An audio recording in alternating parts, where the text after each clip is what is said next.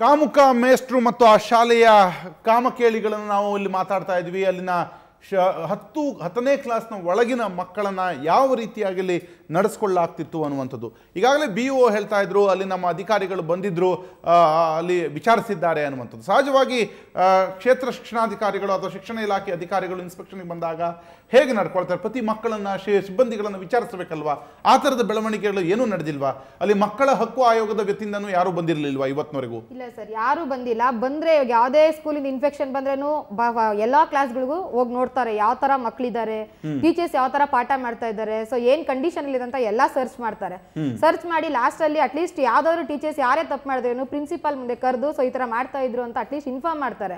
So ಯಾರು ಒಬ್ರು ಇದುವರೆಗೂ BO ಆಫೀಸ್ ಇಂದ ಒಬ್ರು ಬಂದಿಲ್ಲ. ಒಬ್ರು ಯಾವುದೇ ವಿಷಯ ಆಗ್ಲಿ, ಮಕ್ಕಳ ಬಗ್ಗೆ ಆಗ್ಲಿ, ಅಲ್ಲಿ ವರ್ಕ್ ಮಾಡುವಂತ ಟೀಚರ್ಸ್ ಬಗ್ಗೆ ಆಗ್ಲಿ ಒಬ್ರು ಕೂಡ ಯಾವುದೇ ವಿಚಾರಣೆ ಮಾಡಿಲ್ಲ. ದುರಂತ ಅಂದ್ರೆ ಗೋವಿಂದರಾಜ್, ಇಲ್ಲಿ ಕಳೆದ 10 ವರ್ಷದಿಂದ ಈ ತರದೇ ನಡೀತಿದೆ ಅನ್ನುವಂಥದ್ದು. ಪಕ್ಕದಲ್ಲಿ ಪೊಲೀಸ್ ಸ್ಟೇಷನ್ ಇದೆ, ಅವ್ರ ಗಮನಕ್ಕೂ ಬಂದಿಲ್ವಾ ಅಥವಾ ಯಾವ ಮಕ್ಕಳು ಹೇಳೋ ಧೈರ್ಯ ಮಾಡ್ಲಿಲ್ವಾ? ಮಕ್ಕಳಿಗೆ ಏನಾಗುತ್ತೆ ಅಂದ್ರೆ ಭಯ ಸರ್. ಅಲ್ಲಿ ಸ್ಕೂಲಲ್ಲಿ ಏನಾಗಿದೆ ಅಂದ್ರೆ ಪ್ರಿನ್ಸಿಪಲ್ ಎಲ್ಲರಿಗೂ ಒಂದು ಭಯ ಹುಟ್ಟಿಸಿಟ್ಟಿಯಾನೆ. ಅಕಸ್ಮಾತ್ ಇದನ್ನ ಪೊಲೀಸ್ ಅವ್ರಿಗಾಗ್ಲಿ ಪೇರೆಂಟ್ಸ್ ಆಗ್ಲಿ ತಿಳಿಸಿದ್ರೆ ಅವ್ರಿಗೆ ಬೇರೆ ರೀತಿ ಮಾರ್ಕ್ಸ್ ಕೊಡೋದಾಗೋದು, ಫೇಲ್ ಮಾಡೋದ್ರಲ್ಲಿ ಇರ್ಬೋದು, TC ಕೊಟ್ಟು ಕಳಿಸ್ಬಿಡೋದು. ಅವಾಗ ಮಕ್ಕಳಿಗೆ ಭಯ ಆಗುತ್ತೆ, ಪೇರೆಂಟ್ಸ್ ಅದನ್ನು ಹೇಳಕ್ ಭಯ ಆಗುತ್ತೆ ಅವ್ರಿಗೆ.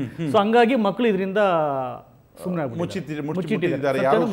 ಯಾರಿಗೂ ಹೇಳಕ್ ಹೋಗಿಲ್ಲ ಅವರು. ಎಸ್, ಈಗಲೂ ಕೂಡ ಯಾರು ದೂರು ಕೊಡಕ್ಕೆ ಮುಂದೆ ಬಂದಿದ್ದಾರಾ? ದೂರು ಕೊಡಕ್ಕೆ ಸಿದ್ಧ ಇದ್ದಾರಾ? ಮಕ್ಕಳ ಪೇರೆಂಟ್ಸ್ ಆಗಲಿ ಸಿಬ್ಬಂದಿಗಳಾಗ್ಲಿ ಯಾರು ಬರೋಕ್ ರೆಡಿ ಇಲ್ಲ ಸರ್. ಹೆದರ್ಕೊಳ್ತಾರೆ. ಯಾಕಂದ್ರೆ ಲಾಸ್ಟ್ ಇಯರ್ ಒಂದು ಮಗು SSLC ಫೇಲ್ ಆಗಿದೆ.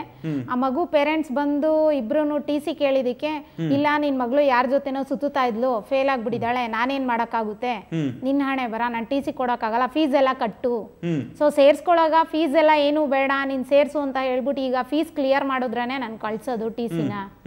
ಸೊ ಆ ಪೇರೆಂಟ್ಸ್ ಇವಾಗ 3 ಮಕ್ಳಿದ್ದಾರೆ, 3 ಮಕ್ಳಲ್ಲಿ ಎಲ್ಲಾರನ್ನೂ ಮನೇಲೆ ಕೂಡಿಸ್ಕೊಂಡಿದ್ದಾರೆ ಸರ್, ಶಾಲೆ ಕಳಿಸ್ತಾ ಇಲ್ಲ. ಎಸ್, ಇಲ್ಲಿ ಆಗುವಂತದ್ದಿದೆ ಅನ್ನುವಂತ ಪೇರೆಂಟ್ಸ್ ಮತ್ತು ಮಕ್ಕಳು ಇಲ್ಲಿ ಎಲ್ಲಿಯ ತನಕ ಹೆದರ್ತಾರೋ ಅಲ್ಲಿಯ ತನಕವೂ ಈ ದೌರ್ಜನ್ಯ ಮುಂದುವರಿಯುತ್ತೆ ಅನ್ನುವಂಥದ್ದು ಸ್ಪಷ್ಟ. ಹಾಗಾಗಿ ಯಾರೆಲ್ಲ ಈ ಪ್ರಿನ್ಸಿಪಾಲ್ನಿಂದ ಲೈಂಗಿಕ ದೌರ್ಜನ್ಯಕ್ಕೆ ಒಳಗಾಗಿದ್ದಾರೋ ಯಾವುದೇ ಹಿಂಜರಿಕೆ ಬೇಡ, ಯಾವುದೇ ಮುಲಾಜು ಬೇಡ. ಇದ್ರ ಬಗ್ಗೆ ಸರ್ಕಾರ ಕಠಿಣವಾದಂಥ ಕಾನೂನನ್ನು ರೂಪಿಸಿದೆ. ತಾವೆಲ್ಲರೂ ಕೂಡ ತಮಗಾದಂಥ ಅನ್ಯಾಯವನ್ನು ಈ ಸಂಘಟನೆ ಮುಖಾಂತರವಾದರೂ ಇವರ ಜೊತೆಗಾದರೂ ಹೋಗಿ ನೀವು ಅಲ್ಲಿ ದೂರನ್ನು ದಾಖಲಿಸಿ, ಇಲ್ಲದೇ ಹೋದಲ್ಲಿ ಇಂಥವರು ಮತ್ತಷ್ಟು ಬೆಳೀತಾರೆ, ಇನ್ನಷ್ಟು ಜನರನ್ನು ಬೆಳೆಸ್ತಾರೆ ಅನ್ನುವಂಥದ್ದು. ಹಾಗಾಗಿ ಇದಕ್ಕೆ ಕಡಿವಾಣ ಹಾಕಬೇಕಾದ್ರೆ ನಿಮ್ಮಗಳು ದೂರು ಕೊಡಬೇಕು. ಮತ್ತು ಈ ಒಂದು ಪ್ರಕರಣಕ್ಕೆ ಸಂಬಂಧಿಸಿದಂತೆ ಯಾರೂ ದೂರು ಕೊಡದೆ ಹೋದಾಗ ಈ ಚಿಕ್ಕ ಮಕ್ಕಳು ಇಂಥದ್ದನ್ನೇ ಅನುಭವಿಸ್ತಾ ಇರಬೇಕಾ? ಹಾಗಿದ್ರೆ ಸರ್ಕಾರದ ಕೆಲಸ ಏನು, ಕಾನೂನು ಏನು ಹೇಳುತ್ತೆ?